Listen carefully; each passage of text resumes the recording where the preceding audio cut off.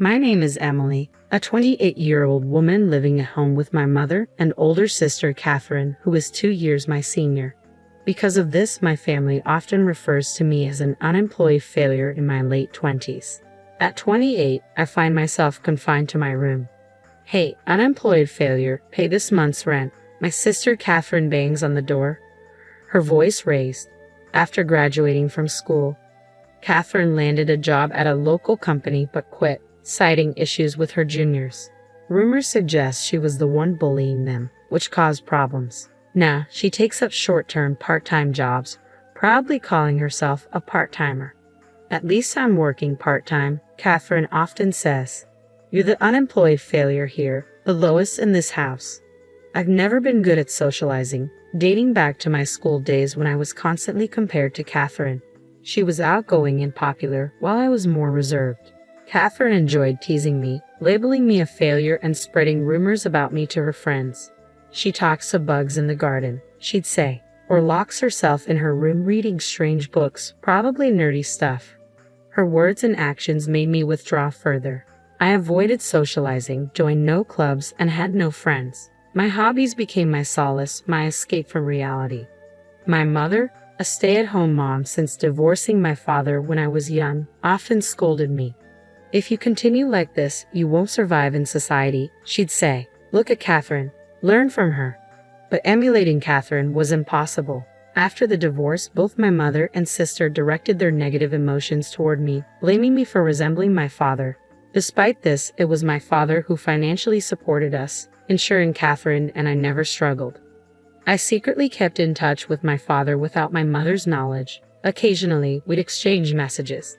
When it was time to choose a high school, he told me, "Go to the school you want, Emily. I'll pay for it." He managed to persuade my mother, and thanks to him, I attended the high school of my choice.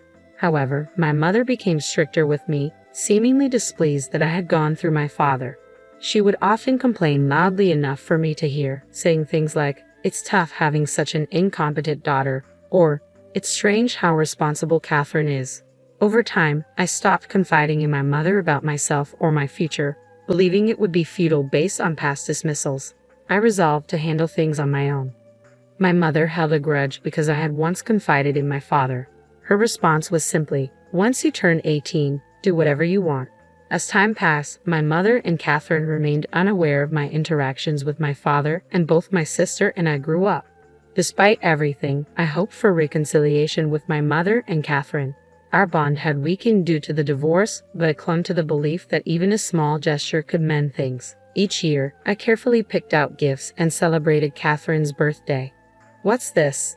Such poor taste," Catherine would often remark. I attempted to cook meals in the kitchen, but my mother would shut me down with, "This isn't edible.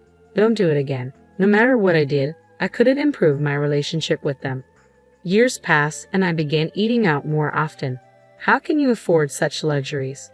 Where are you getting the money?" My mother would scold me. I dodged her questions, simply saying, "I have a part-time job." After turning 22, I began paying rent after my father's financial support ended. Catherine quit her job, leaving both her and my mother with no income. Their financial insecurity seemed to intensify their harassment towards me. I was charged $500 a month for rent and food expenses, while Catherine paid nothing. Despite living under the same roof, we rarely interacted or shared meals. Despite the strained situation, I decided to contribute. My family is in trouble, I thought. I have to help. However, I was shocked to discover something unsettling.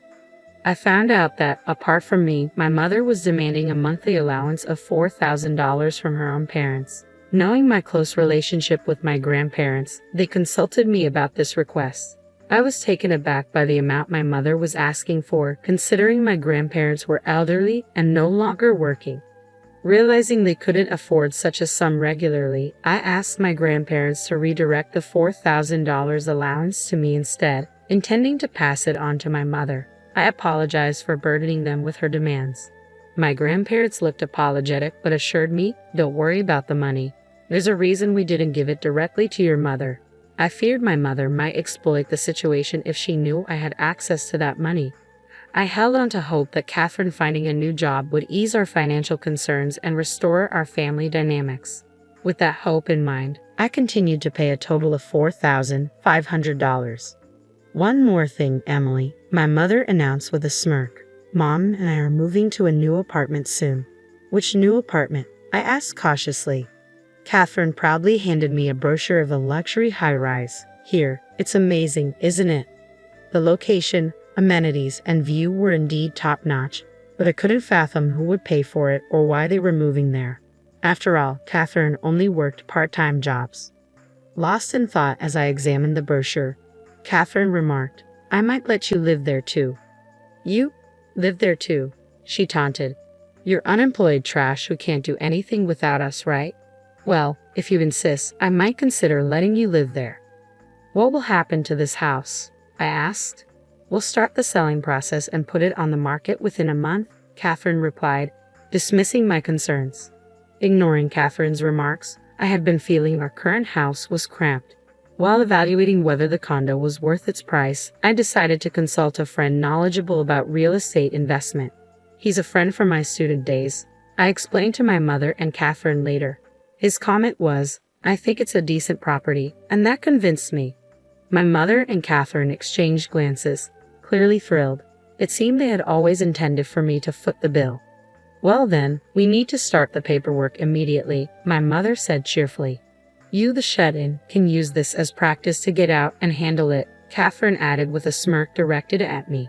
Despite their remarks, I had already planned to go ahead with the purchase, so I didn't argue. I immediately contacted the real estate agency, went to their office, and proceeded with the purchase, not just the rent. When I returned home and informed them that I had completed the procedures, both my mother and Catherine cheered loudly. Ignoring their noise, I quickly retreated to my room. A few days before the scheduled moving day, I found a note on the boxes containing my belongings saying, no need to transport. What's this about? I asked my mother and Catherine. They were casually sipping tea, already done with their preparations. Catherine feigned ignorance. It's your stuff, right? Oh, aren't we moving tomorrow? I questioned. Only Mom and I are moving to the condo. We've decided to sell this house. You need to leave ASAP. We're leaving you behind because you're bad luck. You can't be unemployed forever. Stand on your own 2 feet, my mother added, making cutting remarks. I see, I simply replied and returned to my room. On moving day, my mother and Catherine's belongings were swiftly packed and taken out. They were excitedly bragging to the movers, we're moving to a condo with an amazing night view. Of course, they completely ignored me. I stayed in my room, focused on my work. A few hours later, my phone started ringing incessantly. Hello? Hey, unemployed trash, what's going on? Catherine's voice pierced through the phone. They told us the contract isn't set up. Emily, didn't you handle the paperwork? I thought you could at least manage that, you useless piece of junk. The shouting was so loud that I instinctively moved the phone away from my ear. Well, I did handle the paperwork, I replied calmly. What do you mean? They told us we aren't the current leaseholders. Catherine's voice grew high-pitched and accusatory. I did handle it. I did rent it. I bought it, but since only Mom and you were supposed to live there, I sold it. Sold? That's right. The day they told me I couldn't move with them, I sold the apartment. It was a bit of a hassle, but I didn't want to pay for a home that only you would live in. Their voices sounded like they were arguing over the phone. Why don't you two just renegotiate the contract?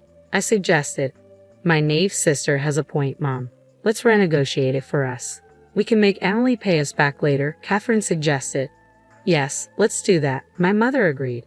The call abruptly ended. A few hours later, my phone rang again, this time with Catherine's shrill voice. You schemed something, didn't you? What are you talking about? I figured as much, I said to them. Why can't we sign it? Catherine asked. I don't know, I replied. They said something technical, something about not having enough credit or something.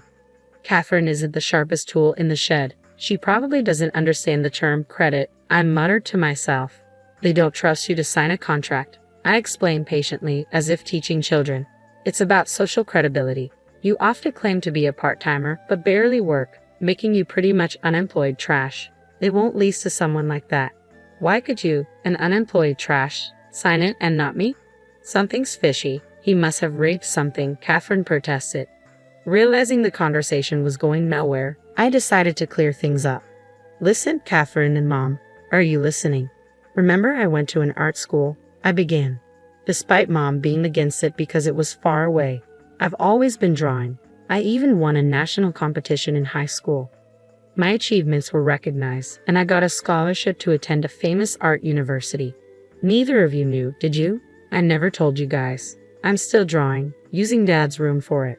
The monthly rent of $4,000 might seem high, but I felt it was okay given the hassle of moving. Oh, I'll send you the link to my portfolio website, I continued, sending it to both Catherine's and Mom's phones. This site showcases my achievements and past works. There's also a contact form for potential buyers of my artwork. I'm not an unemployed trash. I've been investing my income as well. I think my annual income is on par with business owners. My income is leagues ahead of yours, Catherine, who claims to be a part-timer. That's why I have credibility. You're lying? Stop making things up. Catherine's voice was faint and incredulous. I could faintly hear my mother's voice. I've never been particularly good at interacting with people, but I've always had a keen interest in art and paintings. Finding joy in drawing objects around the house, replicating plants and copying insects, the art book my father secretly bought for me on my birthday is a treasure item. To my unsophisticated sister Catherine, it probably looked like something a nerd would read. Being a successful artist, I of course don't work for a company, I thought, reflecting on how to my mother and Catherine, I probably appeared as an unemployed recluse trash. After all, they've never shown any interest in me before. They have no clue about the real me. I don't know or care if you're some great person, but I won't forgive you for betraying Mom and me, my mother said. I was even impressed that they could pick a fight at this moment. You're selling the house within this month, right? What? Selling it. That's what you and Catherine decided, right? To kick me out. I could tell over the phone that both my mother and Catherine were speechless. I've already moved, as I told you, to one of the apartments I had invested in. I heard my mother and Catherine starting to panic on the other end, saying things like, "This is bad, we have to cancel the sale." After they removed their belongings, I had another moving company take out the rest. I'm already relaxing in my new place, sipping my coffee, I remarked. Looks like you two might end up homeless. Hope you can cancel the sale in time. How much more will you mock your family to feel satisfied? My mother said. Hearing her say that for the first time, I shouted back in anger. That's my line. I don't expect them to understand how I felt all these years being treated as the lowest in the family. I don't want to feel sorry for myself. There are so many things I couldn't do because of Catherine, many things I resented her for, but I believe the path I chose was right. Through art, I've made many friends and acquaintances. And then, I'm engaged. I'll be living in my new home with my fiancé, so there's no room for you. Please enjoy living without the newest nuances, I declared and hung up. Are you okay? My husband cautiously asked from behind. He seemed surprised because I rarely raised my voice. Yeah, I'm fine. They're like parasites, so they'll figure things out even without me, I replied. I've given up on my jobless sister in her 30s and my mother in her 40s who's the same. They somehow managed to cancel the sale of the house and moved back in. I lost all reasons and the willingness to pay them rent or the $4,000, so I stopped all financial support. It seems my penniless mother turned to my grandparents again. Emily did something terrible. She's the worst.